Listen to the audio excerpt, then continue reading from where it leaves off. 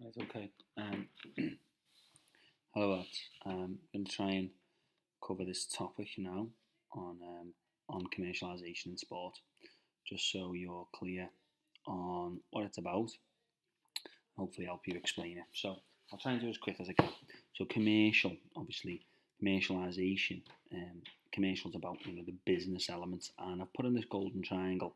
Now, the spec doesn't want you to know about it, but I want you to understand the relationship between the media and sport, sport and sponsors, sponsors and the media. So, the, obviously, the platforms as sport evolved. This is a bit to do with how sport evolved, really. So, sport evolved in terms of the what. I'm just gonna let's pick a colour there. The spec wants you to know the what, the how, the importance and the impacts of commercialisation. But you've got to know for that the definition as well. And we're going to look at how these things are linked to this. And the definition, or the simple words, that I want you to know in terms of managed or exploited for a profit. So, managed or exploited for a profit. So, exploited for profit, for money, profit. So that's the key definition there of what commercialisation is about. All right. So once you know that, and it's worth always putting that in. If you get a question, you might want to explain that. You show that you understand what it is.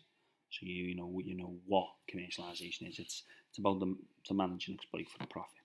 All right. So, what is it and how it works is what I'm going to talk about first. So the first thing is the sport moved, sport itself, because of sponsorship and media.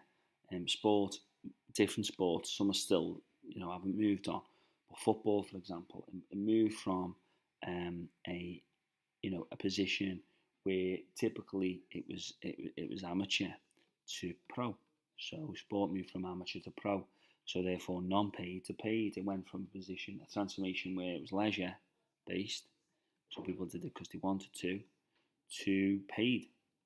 So sport did that. Now, obviously, you need money. You need money to pay professional athletes. You need money to pay wages and all the rest of it. So where did that money come from? Well, it come from this relationship between these things, between the media pumping money in and sponsors pumping money into the sport. The more media, the more sponsors, then the more this was happening. Now, in terms of why would the media do it and why would sponsors do it? Well, obviously, if they can make money, they're going to put the sport on the TV. Badminton is less likely to go on Sky Sports than football because there's a bigger appetite and a bigger audience interested in football than there is in badminton. In other countries, different sports are more interested, and therefore the media will jump on them. Badminton will do much better in China than it will here. And therefore Yonex is more interested in China because they're going to sell more rackets than they would if it was over in the UK. So we'll talk about this relationship and try and touch on it, but I'll just get through the key points. So commercialisation is also about the intro. What happens is intro of sponsors. So more sponsors wanted to start putting their brands in front of athletes, so that more people there was brand recognition there. People could spot their brands. Okay. There was also the intro of large media contracts. So intro of large media contracts. I'm not sure whether you know how much Sky pay for the Premier League exclusivity. That means they get control of a certain amount of games, but it's one of the biggest deals. The Premier League's worth approximately 5 billion compared to 3.2 in the Bundesliga. So huge amounts of money go into that sport as a result of this, and it is because there's an appetite there for it. But that's a huge deal, which obviously has a massive it affects this in a minute in terms of the importance, what you can do with that revenue, and that links with that point. All right, so moving forward then, so large media contracts. There's also been influences in terms of the change in in social and digital marketing. So now there's social media elements. Oh, what are they? Sorry, social media and digital marketing. So digital marketing now, I was reading about Liverpool Football Club, they see themselves as, oh, I've done that thing with a clicker, excuse me. Oh, there's a little button there. So they see their next step in terms of using more digital platforms to reach more fans through commercialisation, so they can sell more things. Because originally media was on the radio. People had to go to the match first of all. Then obviously the radio. Then you've got TV, and now you've got Sky Go and other platforms. So the media's changed. The digital marketing ways in which you can market products have also changed, which again means that you're going to reach a wider audience, and therefore you can sell to that wider audience. So they're all interconnected on that one. Okay, so moving forward, then that's a little bit of what and how it all come about, and how more sponsors got into it.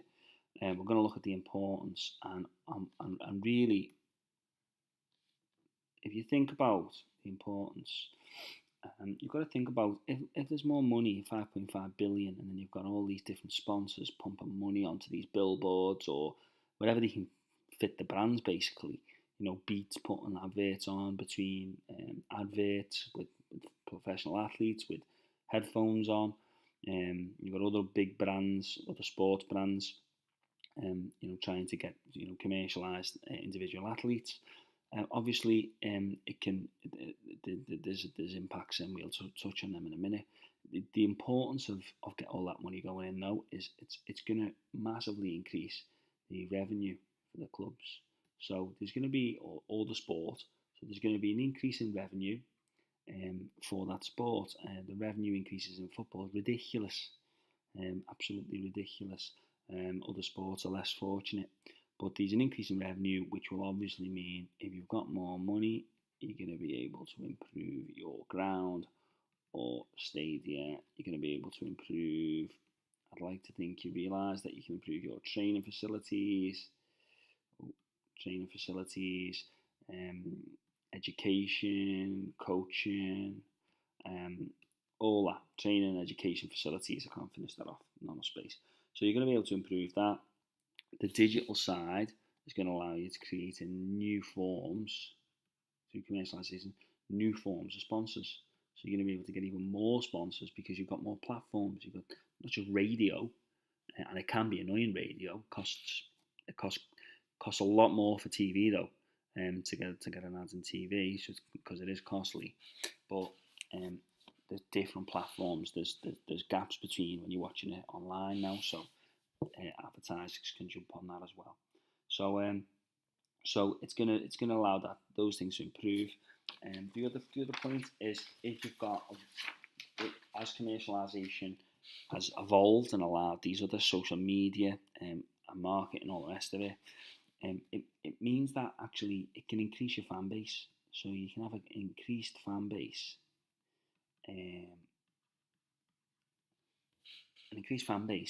So more fans can see it. I mean, using football clubs, Liverpool Football Club is watched in other countries, America, China. Man United have got a massive following in China, and often individual players increase that following.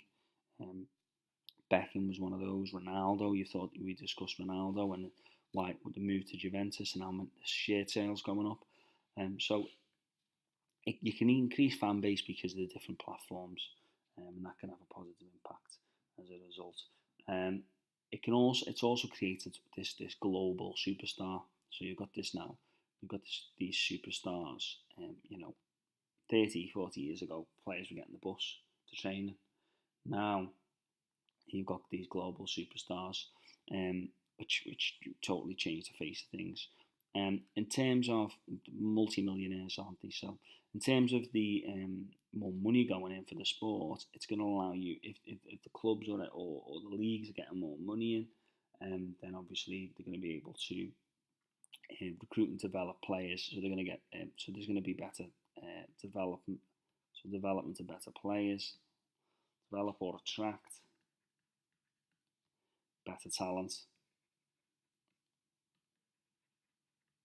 slash players. Okay, so you're going to get better players. You've seen the emergence of this, in some of the other countries like China, pulling a lot of big players in to try and raise the profile of the sport and commercialise it. Basically, Qatar and other Middle East countries are trying to commercialise sport. We discussed the Neymar situation, and trying to get him as an ambassador to try and make it popular. Him as an ambassador is going to commercialise it. People are going to buy stuff, going to be more interested in it. So it's all a ploy to try and make profit, as we talked about before. So so they're the key points on there. You're going to attract more players. You're going to get more global superstars, but also a global audience. So you're going to be more likely, as a result of this, all these media things, to hit a wider global audience. So they're the key points that I want you to know for the importance of commercialisation, right? So let me just knock that off. So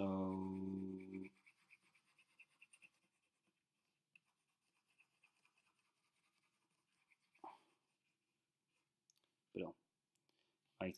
So let's go with that. All right. So the next part then is impacts. Right. So if you know what it's about and how how it happened, commercialisation, and you understand these different elements and the role they played in changing the way the sport works, you've got to think about the impacts. So logically, what would the impacts be? Well, first of all, if there's a lot more money, wherever there's money, there's control. So the first thing I want you to know is that it changes the control. There's an element of control change. So where does the change in control occur? Well, if you think about the media and the money they pay, where can you see the media control sport? Well, kick-off times, rules to make it more media friendly. My sport, badminton, went from 15 playing up to games to 15 up to 21 because and I agree with it in the end, but initially it was to make it more media friendly. Fans didn't buy into it. Mistakes weren't punished with up to 15 because you could only score on your serve. So up to 21, put the elite players in the sport under more pressure, but also it made it more media friendly. The game was quicker. It didn't just go back and forth, server to server when you lost a point. You could lose 10 points, but as long as you didn't lose them all in a row, you wouldn't lose a point. You could win your serve back, and therefore you wouldn't lose your 10 points in a row. So the rules can change. Same happened with the cricket as well. Went from Test cricket changed, so there was 2020. So there's negatives and positives. Some people argue there's positives, some people argue the negatives. You need a couple of different examples, possibly yourselves. So that's one. NGBs lose control, so there can be a loss of control with the NGBs. Powerful and rich. You think of the Etihad, so powerful and rich owners, they can certainly have more influence and more control. And another one you see it all the time now, and I know you follow the football most, is players. So players and agents. There's too many examples of the players and agents dictating. I heard the Tottenham manager talking about players and not worrying about whether they go or leave because they're out of his control. It's out. He can't worry about that because the agents dictate what's going on. We talked about Neymar and the fact that the agent's role in his move as well. So that because there's so much money involved, that can be an impact. Right. What else then? And what other impacts it has? There's been there's been new technology. So new technology. You've got VAR, so commercialisation. There's been an impact on technology. There can be an over reliance on media deals. When clubs go down, they get more money in the higher league. So another impact could be clubs certainly becoming over reliant so over reliant on the sponsors and on deals. So that can be an impact.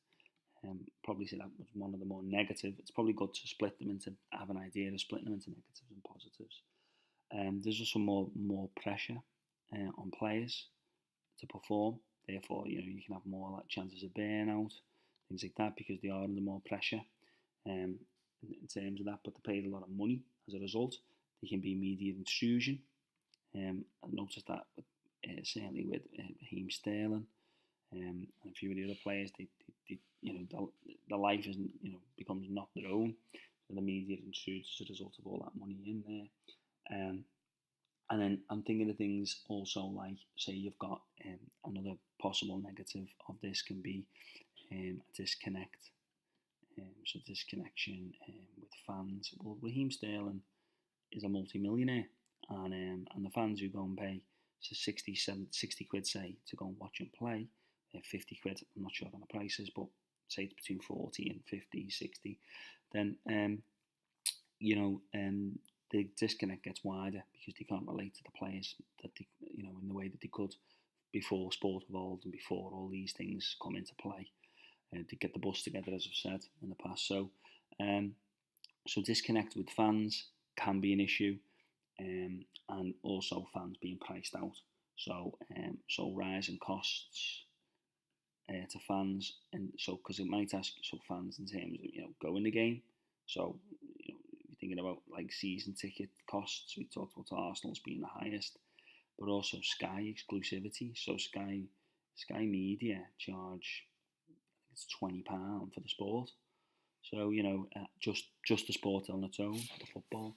Now obviously they're paying £5 billion, so you've got to weigh that up. But £20 a month could cost out other fans, and they could decide that they can't afford it. So in austerity they cut back. So that is obviously a negative that you would need to know as well. So that's commercialisation. I've tried to explain it as much as I can. So hopefully you got an overview, and I've covered the what, a little bit on how it happened, and so what happened, how it's happened, the importance of this in terms of these points. So and also the impacts. So some of the positives, some of the negatives. We talked about NGBs losing control, rich individuals have more control. I've talked about positives in terms of new technology because there's more money. Hawkeye was another one in tennis. They thought it was going to be a bad thing, and then it just changed the game. That Liverpool match the other day, the technology, the goal line technology, if it wasn't there, we'd have won the game. Probably would have been allowed. So it can have positives, can have negatives. Hopefully you know enough of them to crack on in your exam. All right, do some practice questions. Nice one.